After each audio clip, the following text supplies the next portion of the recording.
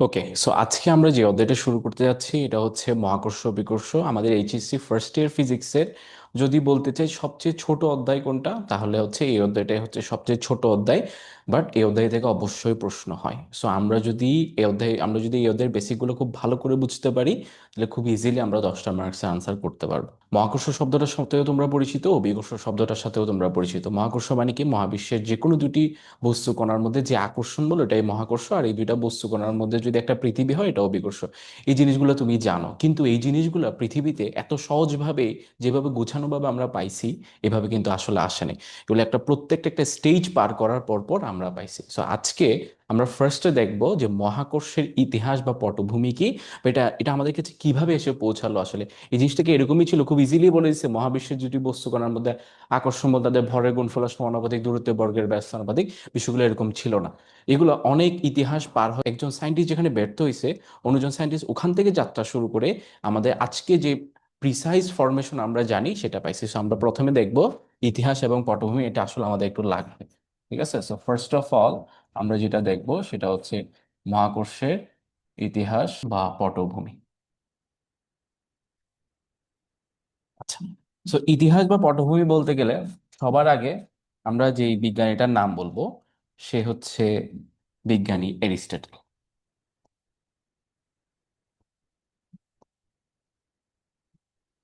এখন এরিস্টটল হচ্ছে কি ধরনের বিজ্ঞানী জানো? এরিস্টটল হচ্ছে এমন একজন বিজ্ঞানী যে সব জায়গায় নাক গলাইছে। কিরকম? তুমি যদি দেখো অর্থনীতির জনককে এরিস্টটল, রাষ্ট্রবিজ্ঞানের জনককে এরিস্টটল, জীববিজ্ঞানের জনককে এরিস্টটল। এই ভদ্রলোক এমন কোনো জায়গা নাই যেখানে নিজের নাক গলায় নেয়। সো এরিস্টটলের একটা মতবাদ ছিল, সেটা দিয়ে আমরা শুরু করতেছি। ওকে, ধরো এটা একটা বস্তু, ঠিক আছে? প্রশ্ন করা হলো এই বস্তুটাকে শূন্য রেখে যদি আমরা ছেড়ে দিই, সে সোজা নিচের দিকে পড়ে যায় কেন? তখন উনি, আমরা জানি না যে এই জিনিসটাকে যদি আমরা এরকম রেখে দিই সে সোজা কোথায় চলে আসবে, নিচের দিকে ভি বেগে পড়ে যাবে, ঠিক আছে? অর্থাৎ এই দূরত্ব সে কি করবে, অতিক্রম করবে। এখন ওনাকে প্রশ্ন করা হলো যে স্যার এটা কেন এরকম পড়ে যাচ্ছে, কোনো পড়ার কারণ কি? মানে পড়ন্ত, মানে তখন তো কেউ জানতো না যে এগুলো আসলে কেন পড়ে আছে, গ্র্যাভিটি তো তখন আবিষ্কার হয় নাই। তো তখন জানতে যাচ্ছে যে এটা কেন পড়ে আছে। তখন ওনার যেটা আনসার ছিল সেটা ছিল খুবই মজার একটা আনসার, যেটা তোমরা শুনেও খুবই মজা পাবে। ওনার কথা ছিল এটা হচ্ছে ন্যাচারাল স্টেট। উনি যেই মতবাদটা দিছিলেন সেটাকে বলা হয় কি, ন্যাচারাল স্টেট। আর এটাকে যদি আমি বাংলা করি সেটা হয় হচ্ছে পবিত্রতম অবস্থা। ন্যাচারাল স্টেটে বাংলা হচ্ছে পবিত্র অবস্থা। এখন বিষয়টা কিরকম? তো ওনাকে যখন প্রশ্ন করে যে স্যার এটা যে বস্তু, এটাকে যে উপরে রাখলাম ছেড়ে দিলাম সে নিচে পড়ে গেল, তখন ওনার আনসার হচ্ছে এটাই তো এর পবিত্র অবস্থা, এটাই তো এ চায়, যে এটা তো এরকম পড়ে যাওয়ারই কথা। ঠিক আছে, তো তোমাকে ধরো একটা প্রশ্ন করলাম যে ধরো এখানে আমরা আরেকটা যদি রেখা দিই। হুম, এখানে ধরো আরেকটা রেখা আছে। এই রেখার উপর ধরো একটা বস্তু আছে, ঠিক আছে? এই রেখার উপর ধরো একটা বস্তু আছে। এখন এই বস্তুটা ধরো যে ভি বেগের সামনে দিয়ে গতিশীল। তো এখন তুমি তো জানোই যে বস্তুটা সামনে যেতে যেতে একটা পর্যায়ে গিয়ে একটা দূরত্ব অতিক্রম করার পর বস্তু কি করবে, থেমে যাবে। তখন ওনাকে প্রশ্ন করা হলো যে স্যার এটা থেমে যাচ্ছে কেন, বস্তুটা চলতেই থাকতেছে না কেন? তখন উনি বলছে বস্তু তো থেমে যেতেই চায়, এই জন্যই তো সে থেমে যাচ্ছে। সো ওনার এই মতবাদটার নামই হচ্ছে ন্যাচারাল স্টেট বা কি, পবিত্র অবস্থা। অর্থাৎ পৃথিবীর সকল বস্তু তার পবিত্র অবস্থায় থাকতে চায়। তার মানে কি, এই বস্তুটাকে উপরে রাখলে যদি ছেড়ে দিয়ে নিচে পড়ে যাবে তাহলে নিচে নেমে যাওয়াটাই তার পবিত্র অবস্থা। মানে শূন্য যদি রাখে তাহলে তার এটা অপবিত্র অবস্থা। এই বস্তুটা সামনে যাওয়ার কথা যাচ্ছে যাচ্ছে, কিন্তু সে চাইতো একসময় থেমে যেতে, সেজন্য সে থেমে গেছে। সো এরিস্টটলের ন্যাচারাল স্টেটে একটা কমন জিনিস ছিল। কমন জিনিসটা হচ্ছে সবকিছু স্থির হতে চায়, ঠিক আছে? বাট এটা ছিল কমপ্লিটলি কমপ্লিটলি রং একটা কনসেপশন, ঠিক আছে? মানে খুবই ফাও একটা কথা যে সবকিছু তার কোন অবস্থায় থাকতে চায়, পবিত্র অবস্থায় থাকতে চায় বা ন্যাচারাল স্টেটে থাকতে চায়। ওকে, সো গেল আমাদের এখন এরিস্টটল ভদ্রলোক একটা ধারণা পোষণ করতো, ওই জিনিসটা একটু আমরা দেখার চেষ্টা করবেন, ঠিক আছে? এরিস্টটল ভদ্রলোক একটা ধারণা পোষণ করত, সেই প্রশ্নটা যদি আমরা একটু দেখি, সেটা হচ্ছে পৃথিবী ঘূর্ণনশীল নয়। এটা খুবই ইম্পর্টেন্ট জিনিস। তুমি যে গ্র্যাভিটি পড়তে আসছো আজকে ক্লাসে, এখানেই তো আসলে মানে পৃথিবী ঘূর্ণন জড়িত, সূর্যের ঘূর্ণন জড়িত তুমি জানো অলরেডি। ওটাকে একটু ডিপলি আমরা একটু নবম দশম থেকে এইচএসসি যেহেতু আমরা বড় হয়েছি, জিনিসগুলো আমরা একটু বেশি জানবো কিভাবে অ্যাস্ট্রোফিজিক্স কাজ করে। সো বেসিকটা দেখো, এরিস্টটল ধারণা করতো কি পৃথিবী কি ঘূর্ণনশীল নয়। এখন এটার পিছনে উনি কিন্তু খুব সুন্দর একটা ওনার লজিকও ছিল। আসো দেখার চেষ্টা করি। ধরো এটা হচ্ছে একটা গাড়ি।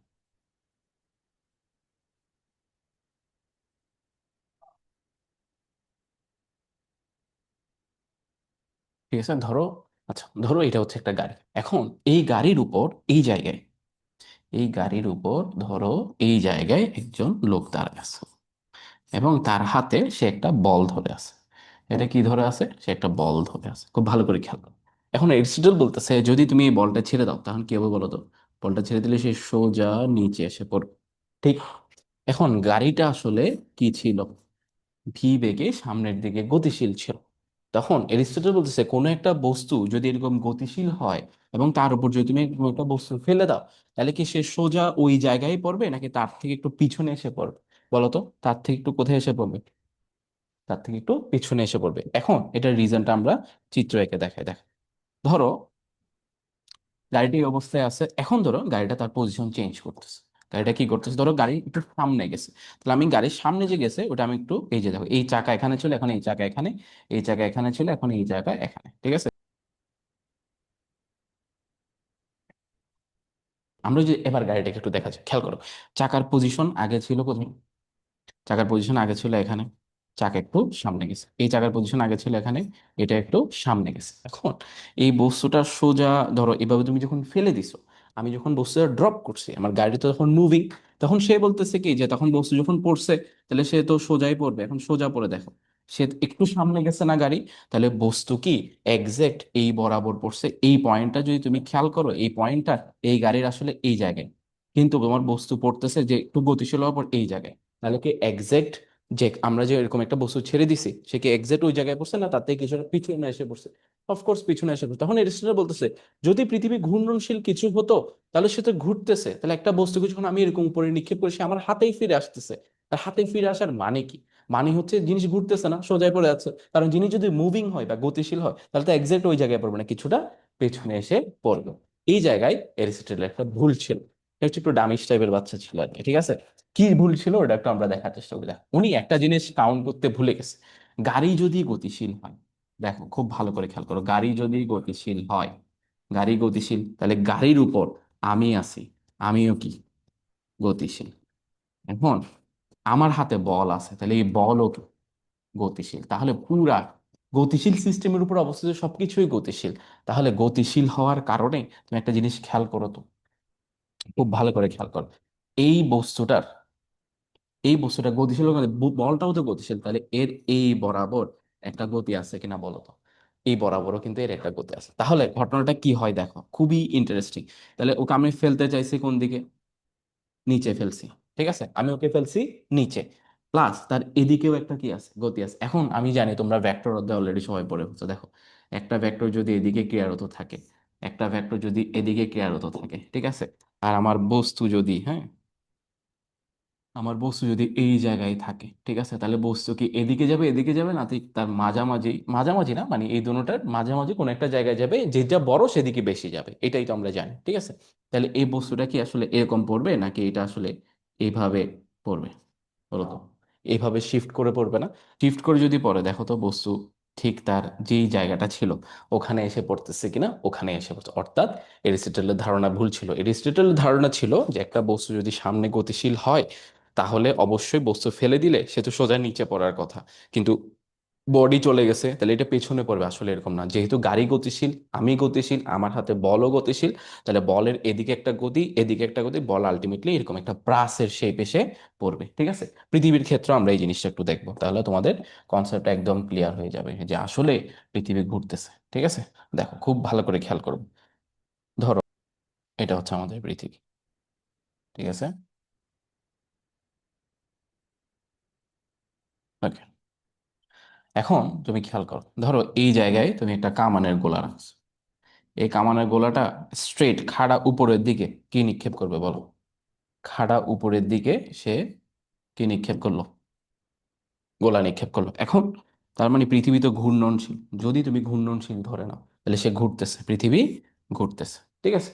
তাহলে এই জিনিসটা এখন কোন একটা বস্তুকে তুমি উপরে মারলে সোজা তোমার হাতে এসে পড়ে না। তো এরিস্টটল বলতেছে এটা তো এখন এখানে আছে, কিছুক্ষণ পরে কি সে সে আর ওখানে থাকবে নাকি এই জায়গায় চলে আসবে? কিছুক্ষণ পর কামানো গোলাটা ঘুরে এই জায়গায় চলে আসবে। তাহলে এইটা তো সোজা উঠে, দেখো খুব ভালো করে খেয়াল করো, এটা এই পথে উঠছে, এই পথেই তো পড়ে, অর্থাৎ আমি নিক্ষেপ করছি আমার হাতেই তো ফিরে আসছে। কিন্তু এরিস্টটল বলতেছে তুমি নিক্ষেপ করছো ঠিক আছে, তোমার হাতে কিভাবে আসবে? তুমি তো ঘুরে এখন এইটা তোমার নিউ পজিশনে চলে আসছো, তাই না? তাহলে এখনো ওনার ওই কনসেপ্টটাতে কি আছে, ভুল আছে। কি ভুল দেখো, খেয়াল করো। ধরো আমাদের কামানের গোলাটা ছিল এই জায়গায়, আমি এটাকে উপরের দিকে নিক্ষেপ করছি, ঠিক আছে? এখন আমি ঘুরতেছি, তাহলে এই পৃথিবী ঘুরতেছে, পৃথিবী ঘুরলে কামানের গোলাটাও ধরো ঘুরে এই পাশে চলে আসলো। এখন পৃথিবী যদি ঘুরে, ঠিক আছে, পৃথিবী যদি ঘুরে, তাহলে এই জিনিসটা, মানে এই কামানের গোলাটা এই বরাবর একটা বল পাবে কিনা বলো তো? এই যে এটা এদিকে না, তাহলে আমি উপরে নিক্ষেপ করছি, প্লাস ঘূর্ণনের জন্য এই বরাবরও তার একটা কি বেগ আছে। তাহলে এই এই দুটোটার লব্ধি কোথায় হবে বলো তো তুমি এবার, বলো। একটা বস্তু একটা বল এদিকে আর একটা বল এদিকে, তাহলে এর লব্ধি হবে এদিকে কোন একটা জায়গায়। তাহলে বস্তু এই যে দেখো এইভাবে গিয়ে এখানে পড়ছে, ঠিক আছে? তাহলে এভাবে আসলে আমি যখন কোনো একটা বস্তুকে নিক্ষেপ করি, সবাই যেহেতু গতিশীল, ঠিক আছে, যার ফলে বস্তু আসলে আগের জায়গায় ফিরে আসে। তাহলে এই কনসেপ্ট থেকে তুমি একদম ক্লিয়ার, এবং তুমি তোমার ফ্রেন্ডদেরকেও বোঝাতে পারবা যে আসলে পৃথিবী কি ঘূর্ণনশীল, পৃথিবী ঘুরতেছে। ক্লিয়ার? ওকে, এরপর ধরো যুগান্তকারী যে ঘটনাগুলো শুরু হয়েছে, একজন বিজ্ঞানী, ওনার নাম হচ্ছে বিজ্ঞানী টলেমি। সো টলেমি যখন ধারণা দিল, ফার্স্ট উনি যে ধারণাটা দিছে ওটা হচ্ছে জিওসেন্ট্রিক মডেল। টলেমির ধারণাটা ছিল জিওসেন্ট্রিক মডেল। এখন জিওসেন্ট্রিক মানে কি? জিওসেন্ট্রিক মানে হচ্ছে পৃথিবীকে কেন্দ্র করে, পৃথিবীকে কেন্দ্র করে অন্য গ্রহসমূহ ঘূর্ণনশীল। ঠিক আছে, অর্থাৎ টলেমি বলল যে পৃথিবী সেন্টারে থাকবে আর অন্যান্য গ্রহগুলো কোথায় থাকবে, তার চারপাশে থাকবে। এবং এটাই হচ্ছে কি মডেল, জিওসেন্ট্রিক মডেল। কিন্তু ওনার পরে আরেকজন বিজ্ঞানী যিনি ছিলেন কোপার্নিকাস, তিনি অনেক গবেষণা পরে দেখলেন যে আসলে না, পৃথিবীকে কেন্দ্র করে ঘোরা, পৃথিবীকে কেন্দ্র করে সূর্য বা অন্যান্য গ্রহগুলো ঘুরতেছে না। সো টলেমির পরে যে বিজ্ঞানী আসছেন ওনার নাম হচ্ছে বিজ্ঞানী কোপার্নিকাস। কোপার্নিকাস আমাদেরকে যে মডেলটা দিছে এটা হচ্ছে হেলিওসেন্ট্রিক মডেল। এই প্রথম আমরা আসলে সূর্যকে কেন্দ্র করে ঘোরার মধ্যে এখন আমরা প্রবেশ করতেছি। হেলিওসেন্ট্রিক মডেলে কি, তাহলে হেলিও শব্দটার বাংলা হচ্ছে সূর্য, তাহলে সূর্যকে কেন্দ্র করে অন্য গ্রহসমূহ ঘূর্ণনশীল। ঠিক আছে, তাহলে দেখো এরিস্টটলের একটা ধারণা ছিল যে পৃথিবী ঘুরে না, ওই ধারণাটার ভুলটা ভেঙে দিছিল হচ্ছে বিজ্ঞানী গ্যালিলিও। এরপর হচ্ছে টলেমি আমাদেরকে যে মডেলটা দিচ্ছে এটা হচ্ছে জিওসেন্ট্রিক, অবশ্যই গ্রহগুলো পৃথিবীকে কেন্দ্র করে গ্রহগুলো আবার সূর্য ঘুরতেছে। পরে জিওসেন্ট্রিক মডেলে যে সীমাবদ্ধতাগুলো, মানে অনেকগুলা প্রশ্নের উত্তর জিওসেন্ট্রিক মডেল যখন দিতে পারছে না, তখন কোপার্নিকাস অনেক গবেষণা করে বের করলো যে হ্যালিওসেন্ট্রিক মডেল বা সূর্য কেন্দ্রিক মডেল, যেখানে সূর্যকে কেন্দ্র করে কি ঘোরাচ্ছে। এই জিনিসটা তুমি বাসায় করতে পারো, জানো? তুমি বাসায় তোমার বেডশিট নাও, চারপাশে চারজনকে, মানে দুই পাশে দুইজনকে ধরে রাখতে বলো, মাঝখানে তুমি একটা ভারী বস্তু দিয়ে কিছু মার্বেল ছেড়ে দাও, দেখবে কি মার্বেল গুলো ওইটাকে কেন্দ্র করে ঘুরতেছে। আসলে এটাই হয় প্রকৃতপক্ষে, সূর্যকে কেন্দ্র করে গ্রহগুলা এভাবেই উপবৃত্তাকার পথে বা বৃত্তাকার পথে, এগুলো আমরা দেখবো আসলে কোন পথে ঘুরে ঘুরতেছে। আচ্ছা, তো বোঝা গেল টলেমি ফার্স্ট জিওসেন্ট্রিক মডেল দিছে এন্ড কোপারনিকাস দিছে আমাদেরকে হ্যালিওসেন্ট্রিক মডেল। এবার কোপারনিকাসের হেলিওসেন্ট্রিক মডেলের পরে যে বিজ্ঞানীর সবচেয়ে বেশি অবদান সেটা হচ্ছে বিজ্ঞানী জোহান্স ক্যাপলার, যেটা নিয়ে আমাদের আসলে মহাকর্ষ অভিকর্ষের প্রথম বিস্তারিত পড়ালেখা হচ্ছে ক্যাপলার। আমরা তো এখন ইতিহাসটা জানতেছি। ক্যাপলার যেই গ্রহ নিয়ে গবেষণা করছে সেটা হচ্ছে কি, মঙ্গল গ্রহ। ক্যাপলার মঙ্গল গ্রহ নিয়ে অলমোস্ট 10 বছর গবেষণা করছে। হ্যাঁ, 10 বছর গবেষণা পর সে দেখলো যদি এটা সূর্য হয়, যদি এটা সূর্য হয়, ঠিক আছে,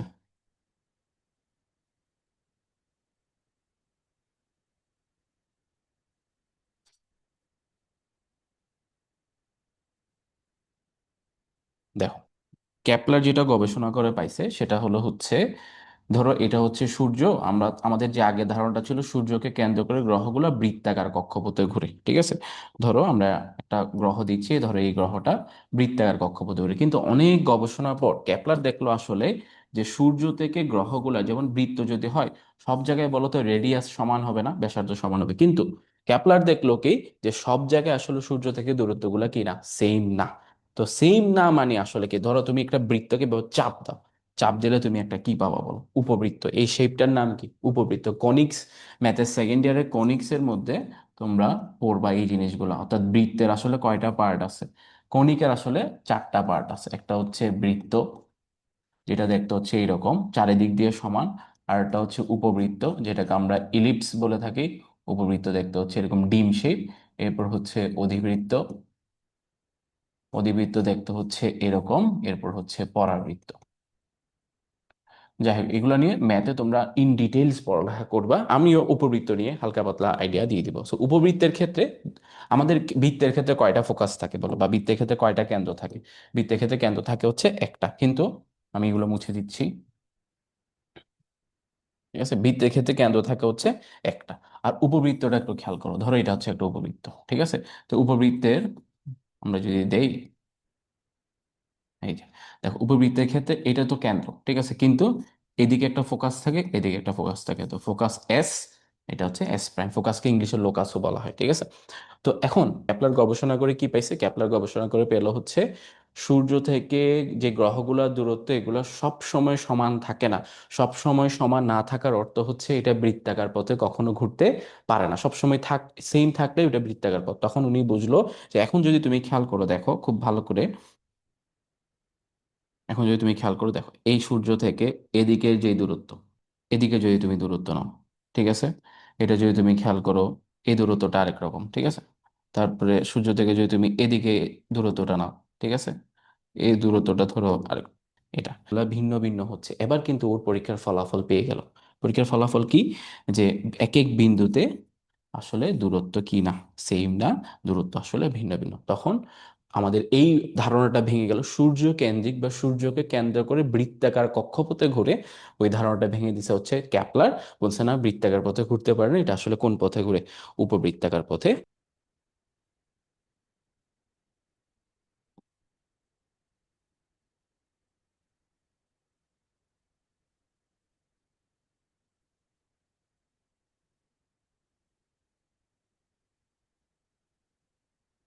ওকে, এরপর হচ্ছে আমরা মহাকর্ষ সূত্রে যাওয়ার আগে একটা জিনিস নিয়ে ছোট করে কথাবার্তা বলি, যেটা হচ্ছে গ্যালিলিওর একটা বিখ্যাত থিওরি আছে। সেটা হচ্ছে ল অফ ইনার্শিয়া। গ্যালিলিওর বিখ্যাত থিওরিটা হচ্ছে ল অফ ইনার্শিয়া। এখন আমরা যা জানি নিউটনের ফার্স্ট লটা কি, যে বাহ্যিক বল প্রয়োগ না করলে স্থির বস্তু স্থির থাকবে, গতিশীল বস্তু আজীবন চলতে থাকবে। এই কথাটা আসলে নিউটন একটু বিস্তারিতভাবে এক্সপ্লেইন করতে পারছে, কিন্তু এই জিনিসটা প্রথম বলছে হচ্ছে বিজ্ঞানী গ্যালিলিও। তো নিউটন যে দুইজন বিজ্ঞানীর উপর ভর করে আমাদেরকে মহাকর্ষ সূত্র দিছে, ওই দুজন বিজ্ঞানীদের মধ্যে একজন হচ্ছে বিজ্ঞানী গ্যালিলিও, আর একজন হচ্ছে বিজ্ঞানী ক্যাপলার। এই দুইজন বিজ্ঞানী যদি ওনাদের মতবাদগুলা না দিত, তাহলে কখনোই নিউটন প্রথম ধারণাটাই বুঝতে পারতো না আপেল কেন নিচে পড়ছে। ঠিক আছে, ওই জায়গাটাতে আমরা আসতেছি। তার আগে আমরা বলে দিই ল অফ ইনার্শিয়া জিনিসটাকে, অর্থাৎ জড়তা। ল অফ ইনার্শিয়া জিনিসটা কি? জড়তা। যেটা এই যে তোমাকে কিছুক্ষণ আগে বললাম না, এই বস্তুটা এদিকে ফেলে দিছে, কিন্তু গতিশীল থাকার কারণে তার এদিকে একটা বেগ আছে, তাহলে এটা বলো তো কোন জড়তা? গতি জড়তা। তো এই জিনিসটা কে আবিষ্কার করছে? বিজ্ঞানী গ্যালিলিও আবিষ্কার করছে, ঠিক আছে? তো এর ফলাফল হিসেবে বস্তু কোন দিকে পড়ে? এদিকে একটা জায়গায় পড়ে, ঠিক আছে? সো এই জিনিসটা যে আবিষ্কার করছে, ওই বিজ্ঞানীটার নাম হচ্ছে কি? বিজ্ঞানী গ্যালিলিও। অর্থাৎ উনি বলছে, এটা অলরেডি তোমরা যেটা জানো ওই জিনিসটাই, বাহ্যিক বল প্রয়োগ না করলে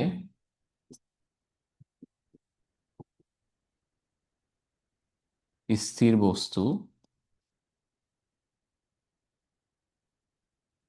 আজীবন স্থির থাকবে। এই ধরো একটা বস্তু যদি নিই আমরা, ধরো এইটা একটা বস্তু, ঠিক আছে, সে একটা তলের উপর দিয়ে যাচ্ছে, সে হচ্ছে ভি বেগে গতিশীল। ধরো যে একটা বস্তু, সে একটা তলের উপর দিয়ে যাচ্ছে, সে ভি বেগে গতিশীল, কিন্তু সে একটা সময় পর গিয়ে কি হয়ে গেছে, ধরো থেমে গেছে। থেমে যাওয়া মানে শেষ বেগ কত? জিরো। তার মানে তখন গ্যালিলিও বলতেছে অবশ্যই তার উপর কি প্রয়োগ করা হয়েছে? বাহ্যিক বল প্রয়োগ করা হয়েছে। কেউ এখানে এসে তাকে কি দিছে? বল দিছে থামার জন্য, অথবা এই তল তাকে কি দিছে? বল দিছে, যে বলের কারণে সে থামছে। তাহলে প্রথম ল অফ ইনার্শিয়া বা জড়তার যে কনসেপ্ট, সেটা আমাদেরকে যিনি দিছেন, তিনি হচ্ছে বিজ্ঞানীকে গ্যালিলিও। উনিই বলছে যে বাহ্যিক বল প্রয়োগ না করলে স্থির বস্তু স্থির থাকবে, এই বস্তুটা কোনোদিনও নড়াচড়া করবে না। আর যদি সে গতিশীল থাকে, বাহ্যিক বল প্রয়োগ করেই তাকে আমি কি করব? স্থির করব, বা তার গতির পরিবর্তন করব। আই থিঙ্ক এতটুকু তোমরা বুঝতে পারছো। এখন এই জায়গা থেকে নিউটনের প্রশ্নটা শুরু। তো নিউটন যে আসলে নিউটনের যে গল্পটা প্রচলিত আছে না, যে নিউটন একটা আপেল গাছের নিচে বসা ছিল তার গ্রামের বাড়িতে। হুম। এবং সেই আপেল গাছের নিচে এসে গাছ থেকে হচ্ছে আপেল নিচে এসে পড়ছে, এবং সে আবিষ্কার করছে যে আপেল নিচে কেন পড়লো, সেটা উপরে কেন উঠে গেল। বিষয়টা আসলে এরকম না। ধরো তুমি অনেক কিছু জানো না, অ্যাজ এ ফিজিক্স স্টুডেন্ট আমি ধরো জানি। তা আমি এখন অনেক গল্প এমন ভাবে বানাবো যাতে এটা তোমার বোধগম্য হয়, তোমার বোঝার জন্য সহজ হয়। ঠিক নিউটন এই কাজটা করছে। সাংবাদিকরা বা ওনার স্টুডেন্টরা যখন উনি নিজের আবিষ্কার করার পর যখন উনি প্রকাশ করতে গেছে, তখন ওদের প্রবলেম হয়েছে কি, যে ওরা বুঝবে না যে আমি যদি বলি সে যে কোনো দুটি বস্তু কণার আকর্ষণ বল, তাদের ভরের গুণফলের সমানুপাতিক, দূরত্বের বর্গের ব্যস্তানুপাতিক, প্রথম এটা কেউ ধরতে পারতো না। তখন উনি খুব সুন্দর একটা প্রশ্ন যেটা ওনার মাথায় আসছিল সেটা হচ্ছে, আপেল কেন পৃথিবীতে পড়ে যায়,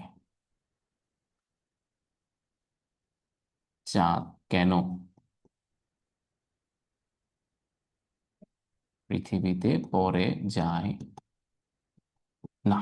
খুবই ইম্পর্ট্যান্ট একটা জিনিস, যে আপেল কেন পৃথিবীতে পড়ে যাচ্ছে আর চাঁদ কেন পৃথিবীতে পড়ে যাচ্ছে না। এই প্রশ্নটা সলভ করতে গিয়ে আসলে তখন ওনার মাথায় আসলো যে হ্যাঁ, তার মানে একটা কি আছে, অদৃশ্য একটা বল আছে, এবং সেটা উনি আমাদেরকে আবিষ্কার করে দিচ্ছে। এখন তুমি এই সূত্র তো তুমি জানো, কোন সূত্র? ধরো এটার প্রমাণে আমরা কিছুক্ষণ পর যাব, অথবা এগুলো তোমরা আসলে এখন তোমাদেরকে এই জিনিস বুঝা মানে অপমান করা, এগুলো তোমরা জানো। F equal to K G M one M two by M one M two divide by K DSK. আচ্ছা, এই প্রশ্নটার মধ্যে আমরা আসি। দেখো, ধরো এটা হচ্ছে আমাদের কি, পৃথিবী। ঠিক আছে। এখন এটা যদি আমাদের পৃথিবী হয়, এবং তার পাশে ধরো আমরা যদি, এটা যদি হয় আমাদের চাঁদ। ঠিক আছে। এটা হচ্ছে ধরো আমাদের চাঁদ। চাঁদকে আমরা হলুদ করে দিলাম, হ্যাঁ। সো ধরো চাঁদ, এখন এই চাঁদ কোন দিকে গতিশীল বলো তো? চাঁদ ধরো এই বরাবর গতিশীল। ঠিক আছে। চাঁদ ধরো ভি বেগে এই বরাবর গতিশীল। এখন জিনিসটা কিরকম হবে, আমি যদি চাঁদের এর পরের অবস্থানটা কি হবে বলো তো? এখানে, তাই না? ঠিক আছে। তারপরের অবস্থানটা কি হবে? এখানে। তারপরের অবস্থানটা কি হবে? এখানে। অর্থাৎ চাঁদ এই পথে সোজা কি ধরো চলে যাচ্ছে। আমরা ধরে নিলাম যে চাঁদ এই পথে সোজা চলে যাচ্ছে। কোন পথে? এই পথে। ধরো সে চাঁদ সোজা কি সামনের দিকে চলে যাচ্ছে। এখন আদৌ কি সেটা হয়? চাঁদ কি ওইরকম সোজা চলে যায়, নাকি চাঁদ পৃথিবীকে কেন্দ্র করে ঘুরে? খুব ভালো করে খেয়াল করো, চাঁদ তো পৃথিবীকে কেন্দ্র করে ঘুরে। তাহলে এই জিনিসটা আমরা একটু বোঝার চেষ্টা করি। আমরা অলরেডি যেহেতু মহাকর্ষ বিকর্ষ পড়তেছি, তার মানে আমরা নিউটনীয় বলবিদ্যা অধ্যায়টা পড়ে ফেলছি। এখন আমরা একটা জিনিস জানি, কোনো একটা বস্তু যদি ঘুরে, আই রিপিট, কোনো একটা বস্তু যদি অন্য কোনো একটা বস্তুকে কেন্দ্র করে ঘুরে, তাহলে একটা ঘূর্ণায়মান বস্তুর ঘোরার জন্য অবশ্যই যেই বলটার প্রয়োজন, তাকে আমরা কি বলে থাকি বলতো? সেই বলটার নাম হচ্ছে কি, কেন্দ্রমুখী বল। যেটাকে আমরা এফসি, সেন্ট্রিপেটাল ফোর্স, তাই না? কেন্দ্রমুখী বল। আচ্ছা। সো কোনো একটা বস্তু যদি ঘুরতে হয়, তার কেন্দ্রমুখী বলের প্রয়োজন হয়। তাহলে এই বস্তুটা চারটা যেহেতু ঘুরতেছে, তার মানে কেউ তাকে কেন্দ্র বরাবর একটা কি দিছে, ধরো বল প্রয়োগ করছে।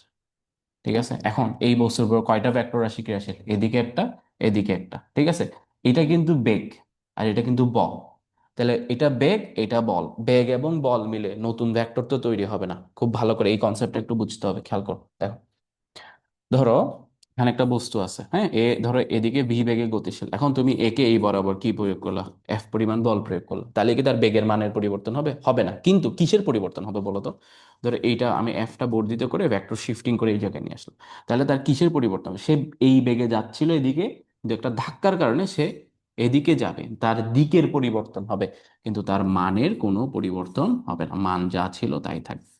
এই কনসেপ্টটা আশা করি তোমরা বুঝতে পারছো, যে একটা ভেক্টর রাশি ভি বেগ আর একটা ভেক্টর রাশি বল, সো দুইটা যদি ভিন্ন ভেক্টর রাশি, তাহলে এদের মিলে নতুন কোনো লব্ধি সৃষ্টি হবে না। কিন্তু কি হবে, এই যে ভি যেদিকে যাচ্ছিল, সেটাকে যখন আমি একটা এফ পরিমাণ বলে ধাক্কা দিলাম, সে ভি বেগেই থাকবে, কিন্তু দুইটা ভেক্টর হওয়ার কারণে নতুন একটা দিকে এসে যাবে, তো তার দিকে চেঞ্জ হবে, মানের কিন্তু কোনো চেঞ্জ হবে না।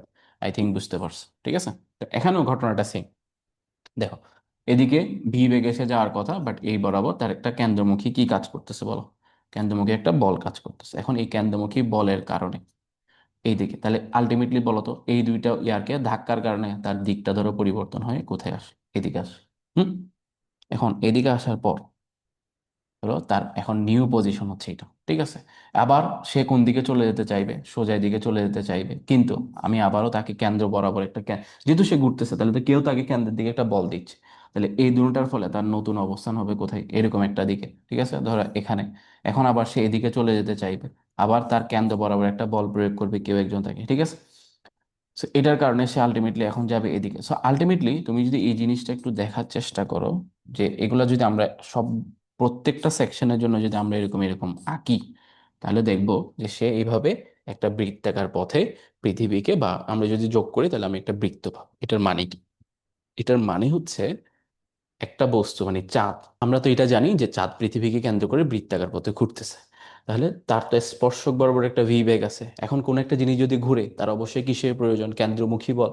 তো কেন্দ্রমুখী বল, তো এই ভি এবং এফ সি মিলে নতুন যে দিকে যাচ্ছে, সেই সবগুলা দিক যখন আমরা যোগ করলাম, দেখলাম এটা একটা কি হয়, বৃত্ত হয়। এখন প্রশ্ন হচ্ছে চাঁদ তাহলে পৃথিবীতে পড়ে যাচ্ছে না কেন? খেয়াল করো, খুব ইম্পর্টেন্ট জিনিস এইটা। এটা যদি হয় পৃথিবীর ভর, হুম, এটা যদি হয় চাঁদের ভর, তাহলে চাঁদ এবং পৃথিবীর মধ্যাকার আকর্ষণ বল কোনটা? এটা। এখন এই যে কেন্দ্রমুখী বল, এটার কেন্দ্রের দিকে কারো না কারো যোগান দিতে হবে না? অবশ্যই যোগান দিতে হবে। কেন্দ্রমুখী বলের যোগানটা এই ক্ষেত্রে কে দেয়? এই ক্ষেত্রে কেন্দ্রমুখী বলের যোগান দেয় হচ্ছে মহাকর্ষ বল। ধরো তোমার কাছে 100 নিউটন বল আছে, 100 নিউটন বলটাই তুমি কাকে দিয়ে দিলে? কেন্দ্রমুখী বলকে দিয়ে দিলে। কেন দিয়ে দিলে? কারণ সে ঘুরতেছে, ঠিক আছে। তাহলে আর কোনো মহাকর্ষ বল অবশিষ্ট আছে? খুব ভালো করে খেয়াল করো। ধরো তাদের আকর্ষণ বল ছিল কত? 100 নিউটন। এই 100 নিউটনের পুরাটাই সে কাকে দিয়ে দিছে? কেন্দ্রমুখী বলকে দিয়েছে, কারণ ঘুরতে হবে, কেন্দ্রমুখী বলের প্রয়োজন। তাহলে দিয়ে দিলে এখন মহাকর্ষ বল আর কতটুকু অবশিষ্ট আছে? জিরো। তাহলে জিরো, আর কোনো মহাকর্ষ বল অর্থাৎ আর কোনো আকর্ষণ বল নাই, টান বল নাই, ফলে সে আর পৃথিবীতে আসতে পারে না, ঘুরতে থাকে, ঠিক আছে। এবার আসো, তাহলে স্যার আপেল পড়ে যাচ্ছে কেন বলো তো? দেখো, আপেল পড়ে যাওয়ার কারণটা দেখো। ধরো এটা হচ্ছে আমাদের পৃথিবী, হ্যাঁ। সো এটা হচ্ছে ধরো আমাদের গাছ, গাছের উপর ধরো আমাদের আপেল আছে, ঠিক আছে। এখন এই গাছটা কি নির্দিষ্ট কোনো বেগে ঘুরতেছে? ঘুরতেছে না, ঠিক আছে, পৃথিবীর সাথেই আছে, ঠিক আছে। তাহলে নির্দিষ্ট বেগে যদি না ঘুরে, তার কি এদিকে কোনো বেগ আছে? বেগ নাই। তাহলে তার আকর্ষণ, তার মানে তার উপর ভালো করে খেয়াল করবা এই জায়গায় ঘটনাটা কি হয়েছে। এদিকে তার একটা বেগ ছিল, এদিকে আমার একটা এফসি ছিল, দুটোটা মিলে নতুন একটা জায়গায় তার অবস্থান পাইছে, এভাবে সে ঘুরতেছিল। কিন্তু এ তো স্থির, এর কোনো কি নাই, এর কোনো বেগ নাই। তাহলে এর যদি কোনো বেগ না থাকে, আমি যখন তাকে বল প্রয়োগ করবো, তো সে সোজা যেদিকে বল প্রয়োগ করছে ওদিকেই চলে আসবে। পৃথিবী দেখে তার কেন্দ্রের দিকে কি করতেছে, আকর্ষণ করতেছে, বাট কোন বলে? গ্র্যাভিটেশনাল বলে। এই মহাকর্ষ বলটা মানে এই পৃথিবী আপেলকে যে বলে আকর্ষণ করতেছে, সেটা কোনো কাজে খরচ হয় নাই। কিন্তু চাঁদের ক্ষেত্রে পৃথিবী চাঁদকে যে বলে আকর্ষণ করতেছিল, সেটা খরচ হয়ে গেছে কোথায়? সেটা খরচ হয়ে গেছে কেন্দ্রমুখী বলের যোগান দিতে, এই বলটার যোগান দিতে। আই থিঙ্ক বুঝতে পারছো যে এই জন্যই আপেল মহাকর্ষ বলে পৃথিবীতে চলে আসে। চাঁদ মহাকর্ষ বলে আসার কথা, কিন্তু ওই বলটা তাকে ঘোরানোতে ব্যয় হয়ে যাচ্ছে বলে তাকে আমরা আসলে পৃথিবীতে পড়তে দেখি না। আই থিঙ্ক বিষয়টা তোমাদের কাছে ক্লিয়ার, ঠিক আছে। ওকে, এখন আমরা যেটা শুরু করতে যাচ্ছি সেটা হচ্ছে গ্রহের গতি সংক্রান্ত ক্যাপলারের সূত্র। এখান থেকে মোটামুটি ইম্পর্টেন্ট জিনিসপত্র শুরু, ক্যাপলারের সূত্র থেকে কিন্তু ম্যাথ হবে, ঠিক আছে। বোঝার চেষ্টা করি। ক্যাপলার গ্রহের গতি নিয়ে তিনটা সূত্র দিছে, বাট ক্যাপলারের যিনি টিচার, ওনার নাম হচ্ছে টাইকো ব্রাহে।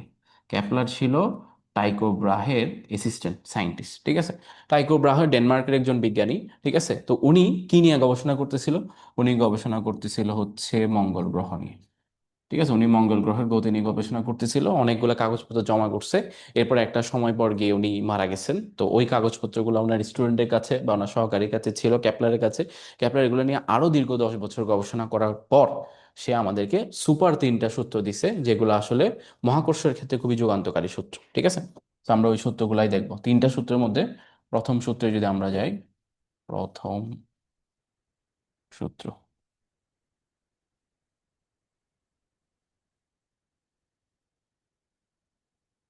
ঠিক আছে।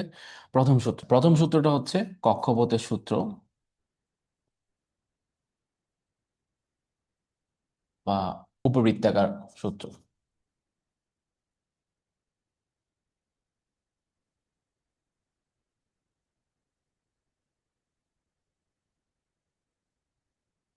কক্ষপথের সূত্র বা উপবৃত্তের সূত্র, এটা আমরা একটু বোঝার চেষ্টা করি। খুবই সহজ জিনিস, খুবই খুবই সহজ জিনিস। সো এটা আমরা অলরেডি একটা আলোচনা করছিলাম, ওখানের মধ্যে চলে আসছে যে যখন আমাদের হেলিওসেন্ট্রিক মডেলটা ছিল, হেলিওসেন্ট্রিক মডেলে কি ছিল, ধরো এটা ছিল হেলিওসেন্ট্রিক মডেলে আমাদের সূর্য, ঠিক আছে, এটা হেলিওসেন্ট্রিক মডেলে যদি এটা সূর্য হয়, দেন হেলিওসেন্ট্রিক মডেলটা ছিল যে সূর্যকে কেন্দ্র করে একটা বৃত্তাকার কক্ষপথে গ্রহগুলা ঘুরতেছে, ঠিক আছে, বৃত্তাকার কক্ষপথে ধরো আমাদের গ্রহগুলা ঘুরতেছে, ধরো এই গ্রহটা বৃত্তাকার। এখন ঝামেলা যেটা হয়েছে সেটা কি, ঝামেলা যেটা সেটা হচ্ছে এখান থেকে এই দূরত্ব, এই দূরত্ব, এই দূরত্ব, এই দূরত্ব, এই দূরত্ব সব সমান হওয়ার কথা, কিন্তু ক্যাপলার গবেষণা করে দেখলো যে না, এই দূরত্বগুলো সবসময় সমান হয় না। তখন বললো যে না, এই ধারণাটা কি ছিল, এই ধারণাটা ভুল ছিল। তখন উনি সঠিক যে যা সেটা আবিষ্কার করছেন, সেটা বলতেছে যে তুমি যদি একটা বৃত্তকে একটু চাপ দাও, ঠিক আছে, একটা বৃত্তকে যদি তুমি একটা চাপ দাও, তাহলে সে একটা, এই যে বৃত্ত ছিল, চাপ দিলাম উপবৃত্ত। এখন উপবৃত্তের আমরা জানি দুইটা ফোকাস থাকে, একটা ফোকাসে তুমি ধরো তোমার সূর্যকে বসাই দিলে, ঠিক আছে। এখন এই পথে যদি গ্রহ ঘুরে, দেখো ধরো একটা গ্রহ এই জায়গায় আছে, একটা গ্রহ এই জায়গায় আছে, একই গ্রহটাই ধরে নাও, ঠিক আছে। তাহলে এখান থেকে গ্রহের যেই দূরত্ব, হুম, এখান থেকে গ্রহের যেই দূরত্ব, দেখো সেটা একটা হবে। আবার এখান থেকে গ্রহের যে দূরত্ব, সেটা একটা হবে। এখান থেকে ধরো গ্রহ এই জায়গায় আছে বা এই জায়গায় আছে, ধরো এই জায়গায় আছে, তাহলে এই সবগুলা ডিস্টেন্স কি সেম না ভিন্ন ভিন্ন? তখন ক্যাপলার বলল যে এই যে দূরত্ব ভিন্ন ভিন্ন, এটাই তো আমি পাইছি, ঠিক আছে।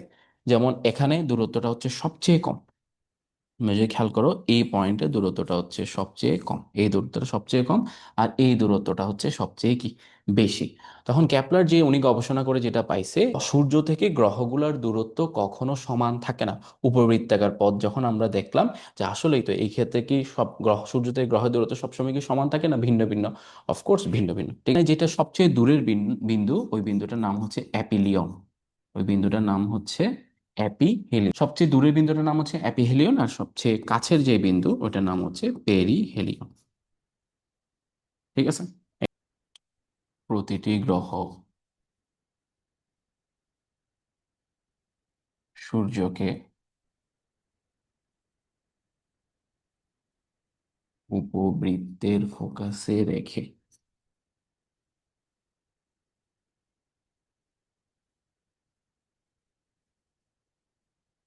উপবৃত্তাকার পথে প্রদক্ষিণ করছে। ওকে, এটা ছিল আমাদের প্রথম সূত্র, যে এই যে উপবৃত্তাকার পথে প্রদক্ষিণ করছে। অ্যাপিহিলিয়নের বাংলা হচ্ছে অপসূর, আর পেরিহিলিয়নের বাংলা হচ্ছে অনুসূর, কাছের বিন্দু আর দূরের বিন্দু, ঠিক আছে। ওকে, এই গেল হচ্ছে আমাদের প্রথম সূত্র। এবার চলে যাই আমরা হচ্ছে আমাদের সেকেন্ড সূত্র।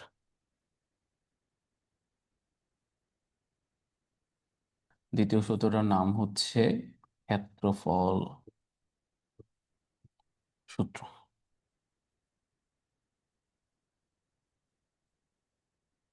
ওকে, সো এটা কিরকম, এটা হচ্ছে যে সূর্যকে কেন্দ্র করে যে গ্রহগুলা ঘুরতেছে, এদের যে ঘূর্ণনের ক্ষেত্রফল এটা নির্দিষ্ট সময়ের জন্য সেম থাকে। আগে আমি বুঝাই, তারপর তোমাকে বাংলাটা লিখে দিব, ঠিক আছে। ধরো এটা হচ্ছে আমাদের একটা উপবৃত্তাকার কক্ষপথ, ঠিক আছে, এটা হচ্ছে ধরো আমাদের কি উপবৃত্তাকার কক্ষপথ। এখন ধরো এই জায়গায় আমার কি আছে, সূর্যটা আছে। ভালো করে খেয়াল করবে,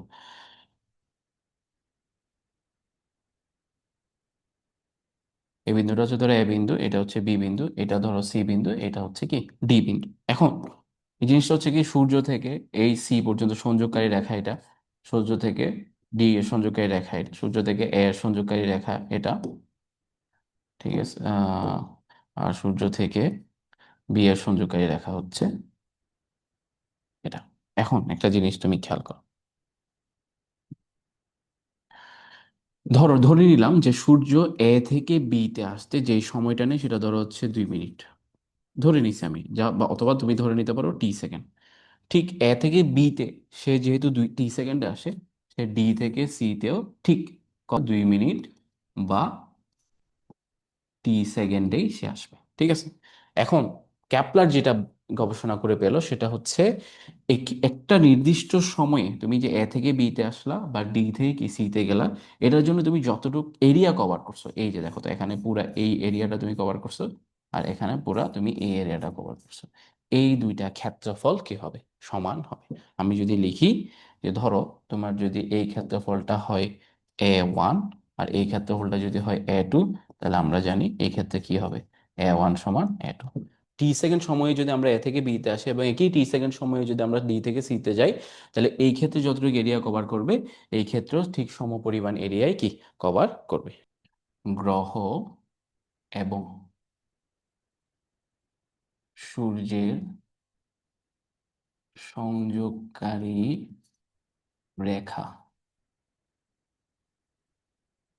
সমান সময়ে সমান ক্ষেত্রফল অতিক্রম করে।